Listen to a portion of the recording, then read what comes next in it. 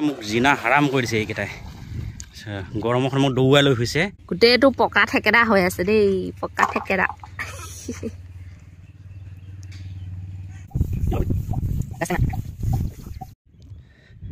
কি হ'ল আহিছে কল কেনেকুৱা লাগিছে গৰমটো কেনেকুৱা লাগিছে হে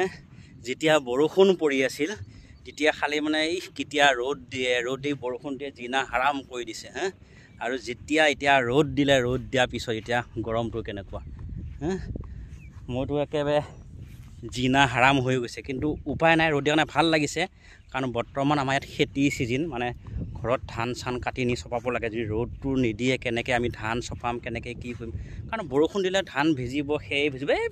বহুত প্ৰব্লেম আমাৰ ইয়াত বহুত প্ৰব্লেম অকল এটা বুলিয়ে নহয় বহুত প্ৰব্লেম বৰ্তমান সময়ত বৰষুণ পৰিলে সেইবাবে ৰ'দ বিচাৰিছিলোঁ ৰ'দ দিলে আৰু ৰ'দত এতিয়া মানে জিনা হাৰাম হৈছে গৰমত মোক জিনা হাৰাম কৰি দিছে এইকেইটাই গৰমখন মোক দৌৰাই লৈ ফুৰিছে এতিয়া সেই কিমান দূৰত গৰু আছে চাওক এইখিনি লগত দি থৈছে আমাৰ সকলো মানে ঘাঁহ খাই আছে ভাবিছোঁ ইহঁতৰ লগত যাওক সিহঁতে ডকাই কৰি দিছে সিহঁতে নাহে কাৰ খেতি আছে কিবা আছে খালি জগল ক'ত থাকে এইকেইটাই মাছটো লাগিব লাগিছিল ন সেইটো কি মাছ দিয়া পাইছে জানো সেইটোত মাছ আছে জানো সেইটো মাছ আছে জানো সেইটোত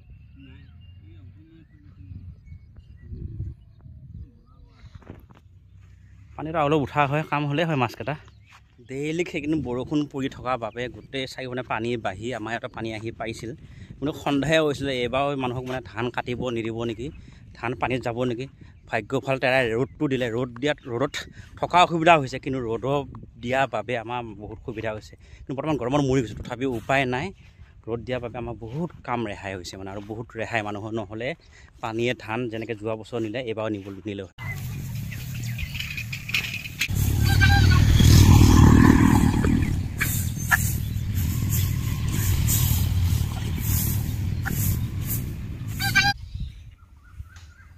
কি হ'ল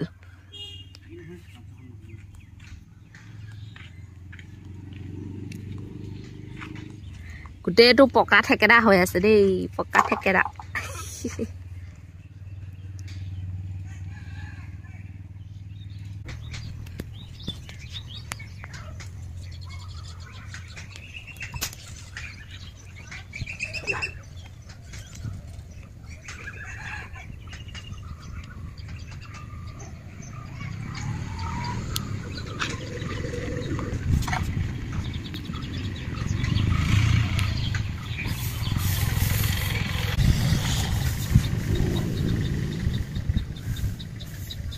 আজি এইখিনি সোমাই থ'ব লাগিব খেৰখিনি আমাকে শুকাই গ'লে আজি আকৌ কাইলৈ অলপ আছে মেলিবলৈ আৰু